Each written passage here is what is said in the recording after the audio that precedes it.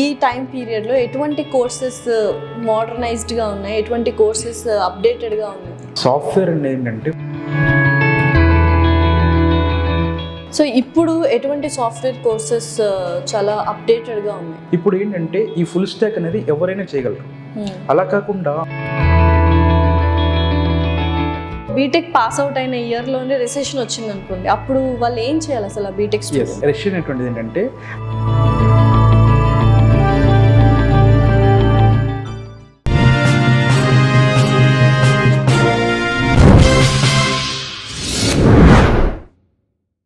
Hi hello నమస్తే, welcome to our channel. So ప్రస్తుతం స్టూడియోలో మనతో పాటు ఉన్నారు సర్టిఫైడ్ లైఫ్ కోచ్ అండ్ అలాగే సాఫ్ట్వేర్ ట్రైనర్. నమస్కారం ఎంఎస్ రెడ్డి గారు. సో ఎలా ఉన్నారు? చాలా బాగుంది. మీరు ఎలా ఉన్నారు? చాలా బాగుంది. సో సాఫ్ట్వేర్ ఇప్పుడు ఎవరు చూసినా ఇంట్లో ఒక్క పర్సన్ అయినా సాఫ్ట్వేర్ ఖచ్చితంగా ఉంటారు. బట్ చాలామంది ఏంటంటే ఫస్ట్ ఫ్రెషర్గా స్టార్ట్ అవ్వాలి, ఏవేవో కోర్సులు నేర్చుకోవాలి బీటెక్ అయిన తర్వాత అంటే కొద్దిగా కష్టంగా ఉంటుంది, కొంచెం కన్ఫ్యూజన్స్లో ఉంటుంది. ఇప్పుడు ఈ టైం పీరియడ్లో ఎటువంటి కోర్సెస్ మోడర్నైజ్డ్గా ఉన్నాయి, ఎటువంటి కోర్సెస్ అప్డేటెడ్గా ఉన్నాయి? సాఫ్ట్వేర్ అనేది ఏంటంటే ఫస్ట్ గ్రాడ్యుయేషన్ అయిపోయిన తర్వాత ఎనీ గ్రాడ్యుయేషన్ అండి, అది BA, BCom, BSc, BTech, anything ఏదైనా సరే కాలేజ్ క్యాంపస్లో క్యాంపస్ రిక్రూట్మెంట్ జరిగేటువంటి రోజులు అయిపోయాయి. ఇప్పుడు ఆల్మోస్ట్ లేవు ఇప్పుడు. ఓకే, సో నెగ్లిజిబుల్ చెప్పొచ్చు అండి, చాలా తక్కువ ఉన్నాయి. సో ఇప్పుడు ఎలా ఉంది ట్రెండ్ అంటే స్టూడెంటే ట్రైనింగ్ తీసుకోవాలి, తర్వాత కంపెనీస్కి వెళ్ళాలి. ఇంతకుముందు ఎలా ఉండదంటే సాఫ్ట్వేర్ కంపెనీస్ వాళ్ళు హైర్ చేసుకొని క్యాంపస్ రిక్రూట్మెంట్లో తర్వాత వాళ్ళని ట్రైన్ చేసుకునేవాళ్ళు, ఒక 3 months కానీ 6 months కానీ. ఇప్పుడు అది తగ్గిపోయింది, చాలా వరకు తగ్గిపోయింది. సో ఇప్పుడు ఏం చేయాలి స్టూడెంట్స్ అంటే వాళ్ళు అట్లీస్ట్ ఫైనల్ ఇయర్లో ఉన్నప్పుడే వాళ్ళు కోచింగ్ తీసుకోవాలి. ఏం తీసుకోవాలి అంటే కెరియర్ ఎలా చూసుకోవాలంటే ఎప్పటికీ మనకు ఆపర్చునిటీస్ ఉన్నటువంటివి కెరీర్ గ్రోత్ ఉన్నాయి చూసుకోవాలి. సే ఫర్ ఎగ్జాంపుల్ కొన్ని ఏంటంటే బబుల్స్ ఉంటాయి, అంటే భూమి వస్తాయి కొన్ని టెక్నాలజీస్, అవి వస్తాయి మళ్ళీ వెళ్ళిపోతాయి, 1 or 2 years ఉంటాయి, లేదంటే వెళ్ళిపోతాయి అనమాట. సో అలాంటివి చూస్ చేసుకుంటే ఏమవుతుందంటే అప్పటికి క్రేజీగా ఉంటుంది కానీ మీకు తర్వాత మళ్ళీ కష్టం ఉంటుంది. First thing. సెకండ్ థింగ్ ఏంటంటే వన్స్ కెరీర్ ఎంటర్ అయిన తర్వాత అఫ్ కోర్స్ అక్కడ తర్వాత షిఫ్ట్ అయిపోతారు, అది డిఫరెంట్. కానీ మనం చూసుకోవాల్సిందంటే కెరీర్ దేనికి ఉంది. ఇప్పుడు కెరీర్ ఉన్న టెక్నాలజీస్ ఏంటంటే ఫుల్ స్టాక్ చాలా బాగుంది. ఫుల్ స్టాక్ చాలా బాగున్నాయి, అంటే ఎంటైర్ వరల్డ్ మొత్తం అంతా తీసుకుంటే ఆల్ ఓవర్ వరల్డ్ ఎక్కడ తీసుకున్నా కూడా మీకు చాలా బాగున్నాయి. అందులో కూడా ఫుల్ స్టాక్లో కూడా మన్ స్టాక్, మీన్ స్టాక్ ఇలా ఉన్నాయి. సో అది కాకుండా కనీసం రియాక్ట్ డెవలప్మెంట్ కోర్సెస్ ఉన్నాయి. ఇలాగ చిన్న కోర్సెస్ అండి ఇవి. కాకపోతే ఏంటంటే వాటి వల్ల మీకు ఎక్కడికి వెళ్ళినా సరే జాబ్లు వస్తాయి. దానికి ఒక మెయిన్ రీజన్ ఏంటంటే ఎంఎన్సీసే కాకుండా స్టార్టప్స్లో కూడా మనకు అక్కడ ఛాన్సెస్ ఎక్కువ ఉంటాయి అన్నమాట. సో అందువల్ల మనకు ఓపెనింగ్స్ ఎక్కువ ఉంటాయి. మనకు ఓపెనింగ్స్ ఎక్కువ ఉన్నప్పుడు ఆబ్వియస్లీ మనకు జాబ్ ఛాన్సెస్ ఎక్కువ ఉంటాయి. ఓపెనింగ్స్ తక్కువ ఉన్న చోట మనము ఎంత పోరాడినా కూడా మనకు రాదు. ఓపెనింగ్స్ ఎక్కువ ఎన్నుకున్నాయి, ఇయర్ మొత్తం దేనికుంటున్నాయి, ఓకే, ఓన్లీ ఒక సీజన్ కాకుండా అనేది మనం చెక్ చేసుకోవాలి. సో ఇప్పుడు ఎటువంటి సాఫ్ట్వేర్ కోర్సెస్ చాలా అప్డేటెడ్గా ఉన్నాయి? ఇప్పుడు ఏంటంటే ఈ ఫుల్ స్టాక్ అనేది ఎవరైనా చేయగలరు. అలా కాకుండా ఆర్టిఫిషియల్ ఇంటెలిజెన్స్, మెషిన్ లెర్నింగ్ అనుకోండి, ఏమవుతుందంటే కొంతమంది చేయలేని పరిస్థితి ఉంటుంది, అక్కడ ఉన్నటువంటి సబ్జెక్ట్ కొంచెం టఫ్నెస్ ఉంటుంది. సో ఇప్పుడు మెషిన్ లెర్నింగ్ నేర్చుకుంటే చాలా బాగుంది, ఆర్టిఫిషియల్ ఇంటెలిజెన్స్ నేర్చుకుంటే చాలా బాగుంది, కానీ అవి నేర్చుకోగలరా అనేది కాన్సెప్ట్. అందరికీ వర్క్ అవుతుందా? అందరికి వర్కౌట్ కాకపోవచ్చు. సో కాబట్టి ఏంటంటే ఇవి చిన్న కోర్సెస్ ప్లస్ జాబ్లు ఈజీగా వస్తాయి, కన్ఫామ్గా సెట్ చేసుకోవచ్చు. కాబట్టి ఇలాంటి వాటికి వెళ్ళొచ్చు. లేదు సార్ మేము కొంచెం ఎక్కువసేపు టైం స్పెండ్ చేస్తాం, మేము చేస్తాం అనుకున్న వాళ్ళు ఆర్టిఫిషియల్ ఇంటెలిజెన్స్ చాలా బాగుంటుంది, ఎందుకంటే ఫ్యూచర్ అదే ఉంటుంది, అలా చేసుకోవచ్చు. సో నెక్స్ట్ అంటే ఫ్రెషర్స్ ఎలా కష్టపడాలి? ఇప్పుడు ఫర్ ఎగ్జాంపుల్ ఒక కోర్స్ నేర్చుకుంటారు, మీరు ఇందాక అన్నప్పుడు ఒక కోర్స్ నేర్చుకుంటారు, అది అవుట్డేటెడ్ అయిపోతుంది అని. సో నిత్యము ఎవర్ గ్రీన్ ఉన్న కోర్సెస్ లాంటివి ఏమైనా ఉన్నాయా? సో అటువంటి కోర్సెస్ అండ్ అలాగే బబుల్ కోర్సెస్ అనుకోండి, అవి నేర్చుకుంటే ఆ 2-3 years కూడా మంచి హైక్ అనేది, మంచి పర్సంటేజ్ అనేది వస్తుంది. అటువంటి కోర్సెస్ ఏంటి? ఇప్పుడు బబుల్ అనే కోర్సెస్ ఏంటంటే ఇంతకుముందు ఏం చెప్పారంటే కనుక పవర్ బిఐ అని ఒకటి ఉంది, ట్యాబ్లూ పవర్ బిఐ అని చెప్పేసి, అవి కొంచెం బాగా హైప్ ఇచ్చారు. ఆ తర్వాత డెవాప్స్ అని వచ్చింది, డెవాప్స్ కూడా చాలా హైప్ ఇచ్చారు. ఓకే, హైప్ ఇచ్చారు ఇన్ సెన్స్ ఆ టైంలో వచ్చాయి కాల్స్, వచ్చాయి వాళ్ళకి ఇంటర్వ్యూస్ అయిపోయింది. ఇప్పుడు డెవాప్స్ చేసిన వాళ్ళంతా ఖాళీగా ఉన్నారు, అండ్ పవర్ బిఐ, ట్యాబ్లూ చేసిన వాళ్ళు కూడా ఖాళీగా ఉన్నారు. సో ఇలా చాలా విషయాలు ఏంటంటే ఈ బబుల్ ఏంటంటే ఒక 2 years, ఒక 3 years ఒక పీరియడ్ వరకు బాగానే వస్తుంది, తర్వాత లేదు. ఆ తర్వాత ఇప్పుడు ఆ కోర్సెస్ నేర్చుకున్న తర్వాత సే ఫర్ ఎగ్జాంపుల్ ఒక స్టూడెంట్ ఏంటంటే వాళ్ళ ఫ్రెండ్ కావచ్చు, వాళ్ళ కజిన్ కావచ్చు, ఎవరో ఒకరు అందులో ప్లేస్ అయ్యారు పవర్ బిఐలో అని చెప్పేసి వాళ్ళు వెళ్ళిపోతారు. వాళ్ళు ఎప్పుడు ప్లేస్ అయ్యి ఉంటారు? 1 year అయిపోయింటుంది వాళ్ళ ప్లేస్. సో వాళ్ళు ప్లేస్ అయినప్పటికీ వాళ్ళకి క్రేజ్ చాలా బాగుంది, అక్కడ మంచి భూమి ఉంది, ఆ టైంలో వాళ్ళు కోర్స్ నేర్చుకున్నారు, వెళ్ళారు, అయిపోయింది. ఇప్పుడు వీళ్ళ దగ్గర తెలిసేసరికి లేట్ అయిపోయింది. లేట్ అయిన తర్వాత వీళ్ళు ఏం చేశారంటే అప్పుడు కోర్స్ నేర్చుకొని ప్రాక్టీస్ చేశారు. అప్పుడు వెళ్ళేసరికి కాల్స్ లేవు, ఇంటర్ కాల్స్. 1 year అయిపోయింది, 2 years అయిపోయింది, వాళ్ళు అదే టెక్నాలజీ మీద వెయిట్ చేస్తూనే ఉన్నారు, వాళ్ళకి కాల్స్ లేవు. సో ఇప్పుడు ఏమైపోతుంది, ఆ 1 year 2 years టైం వేస్ట్ అయిపోతుంది. So one thing. ఇంకొకటి ఏంటంటే కోర్సెస్లో మనకు సింపుల్ కోర్సెస్ కొన్ని ఉంటాయి. ఏంటంటే ఫర్ ఎగ్జాంపుల్ మాన్యువల్ టెస్టింగ్ అనుకోండి. మాన్యువల్ టెస్టింగ్ నేర్చుకుంటే జాబ్స్ చాలా తక్కువ ఉండవు, కానీ నేర్చుకోవడానికి చాలా సింపుల్ నేర్చుకోవచ్చు. ఈవెన్ ఒక 10th class ఇంటర్మీడియట్ పిల్లలు కూడా నేర్చేసుకోవచ్చు. కానీ నేర్చుకోవడం వల్ల ఏంటంటే మీకు జాబ్స్ ఉంటేనే కదా మీరు నేర్చుకోవడానికి ఉపయోగం ఉంటుంది. జాబ్సే ఉండవు, అందులో చాలా తక్కువ ఉంటాయి. ప్లస్ రెసిషన్ వచ్చినప్పుడు ఫస్ట్ ఏదైనా సరే బటన్ అనిపిస్తే కనుక ఫస్ట్ తీసేసేది టెస్టింగ్ వల్లనే. సో కాబట్టి ఏమవుతుందంటే కనుక ఈజీగా ఉంది కదా అని వెళ్ళిపోకూడదు, ఈజీగా ఉండాలి, ప్లస్ కెరీర్ కూడా ఉండాలి. ఓకే, హార్డ్ ఉన్నా కూడా ఒకవేళ ఏదైనా సరే ఉన్నా కూడా వాళ్ళకు మంచి కోర్స్ తీసుకొని చేసుకోవచ్చు. కాకపోతే అది depends on the student psychology అనమాట. ఒక్కొక్కరు ఒక్కో రకమైనటువంటి ఇది హ్యాండిల్ చేయగలరు, కొంతమంది హ్యాండిల్ చేయలేరు. కొంత దూరం ట్రావెల్ చేస్తారు, ఆ తర్వాత మేము ట్రావెల్ చేయాలి, మా వల్ల కాదు, మేము నేర్చుకోలేమని చెప్పి ఆపేస్తారు. అలా ఆపకూడదు.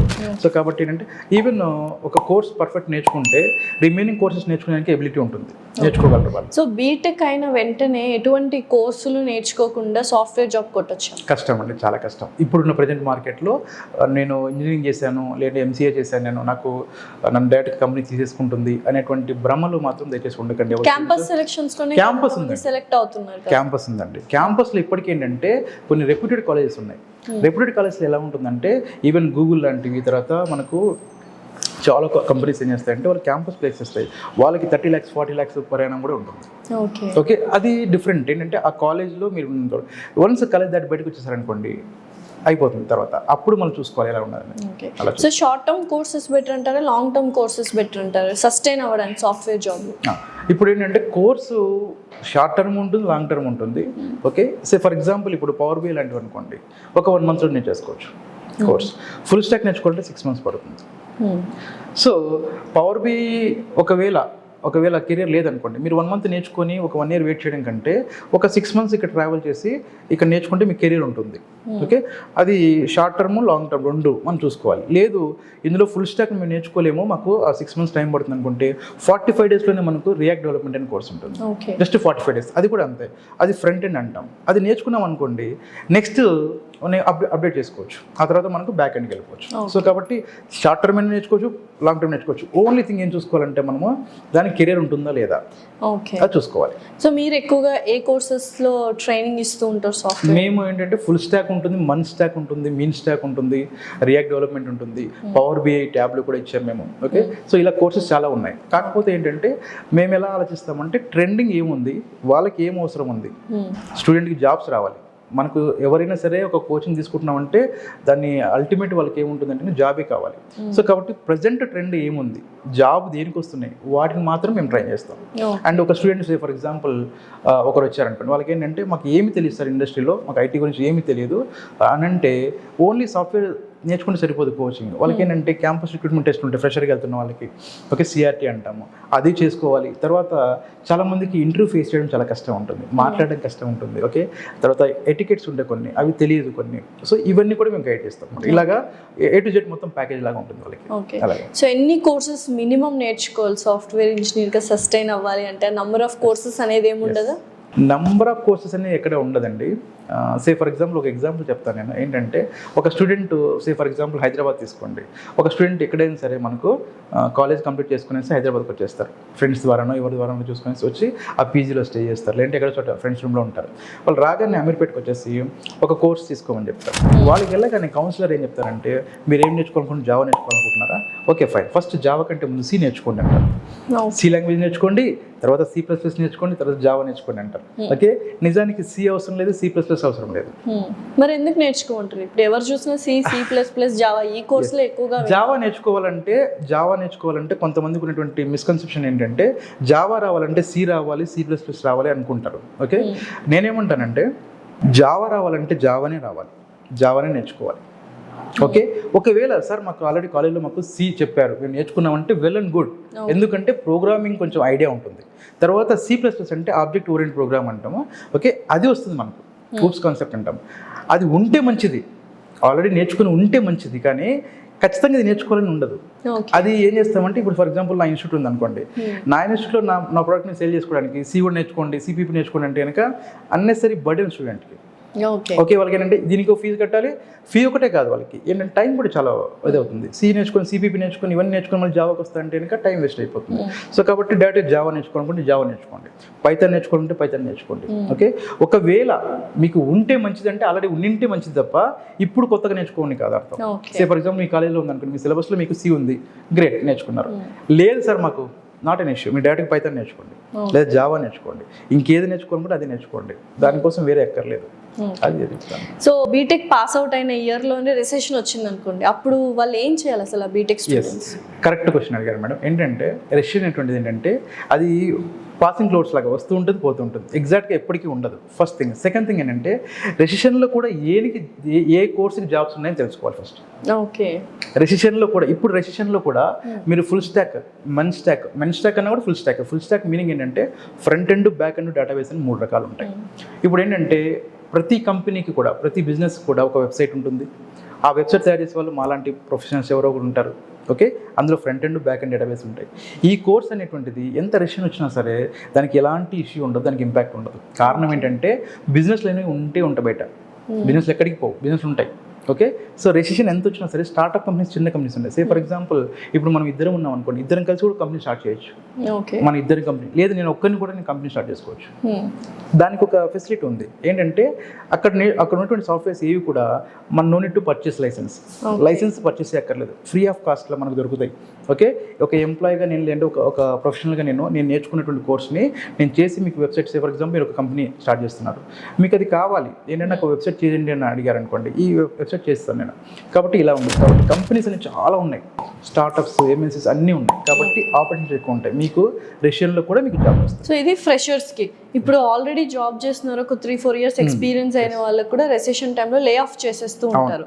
ఆ టైం పీరియడ్లో, ఆ గ్యాప్లో ఏం చేయాలి వాళ్ళు అసలు? సింపుల్ లాజిక్ ఏంటంటే లే ఆఫ్స్ అయితే ఒకటి మాత్రం ఏంటంటే అండి, ఫస్ట్ ఒక బిజినెస్ ఆలోచించండి. ఎప్పుడైనా సరే బిజినెస్లో ఎవరిని తీసేస్తారు అనేటువంటి కాన్సెప్ట్ చాలా ఇంపార్టెంట్ కాన్సెప్ట్. ఫర్ ఎగ్జాంపుల్ మీరు లేకుంటే ఛానల్ నడవదు అనుకోండి, మిమ్మల్ని తీసేయగల ధైర్యం ఉంటుంది వాళ్ళకి? ఛాన్స్ లేదు. ఓకే, మీరు లేకపోయినా నడుస్తుంది కంపెనీ అంటే తీసేస్తారు. కరెక్ట్. Okay, simple logic. ఇక్కడ కూడా ఐటీలో కూడా అదే అప్లై అవుతుంది. ఏంటంటే మీరు లేకపోతే ప్రాజెక్ట్ నడవదు అనుకోండి, మిమ్మల్ని తీసేయరు. మీరు లేకపోయినా నడుస్తుంది, హ్యాపీగా ఆరామ్స్ అయిపోతుంది అనుకుంటే మాత్రం తీసేస్తారు. First thing. రెండవది ఏంటంటే ఆ పొజిషన్ లో ఉన్నప్పుడు లేకపోయినా స్కిల్ అప్డేట్ చేసుకోవాలి. ఓకే, స్కిల్ అప్డేట్ చేసుకోవాలి. ఎలాగా?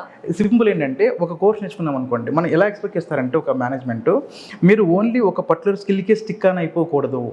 అంటే నాకు ఇది వచ్చు కాబట్టి నేను ఇదే చేస్తాను లైఫ్ లాంగ్ అనుకోకూడదు. ఓకే, ఆ రిలవెంట్గా ఏవైతే ఉన్నాయో, సే ఫర్ ఎగ్జాంపుల్ ఒకప్పుడు మనకు యాంగులర్ JS అని కొంచెం బాగా ఫేమస్ అయింది. తర్వాత రియాక్ట్ JS అంటే టెక్నాలజీ చెప్తున్నాను, యాంగులర్ JS తర్వాత రియాక్ట్ JS. ఇప్పుడు ఏంటంటే ఓన్లీ మన్ స్టాక్ అంటున్నారు. ఓకే, ఇండస్ట్రీలో ఏం జరుగుతుందో తెలుసుకోవాలి ఫస్ట్ థింగ్. ఆ తర్వాత దానికి అనుగుణంగా మన స్కిల్స్ మనం అప్డేట్ చేసుకోవాలి. అప్పుడే కదా మన మేనేజ్మెంట్ ఏం చేస్తుందంటే వీళ్ళు రిసోర్స్ అనేది చాలా ఇంపార్టెంట్, మనకు అసెట్ అవుతారు అనేటువంటి ఒక లాజిక్లో వాళ్ళు మనం ఉంచుతారు.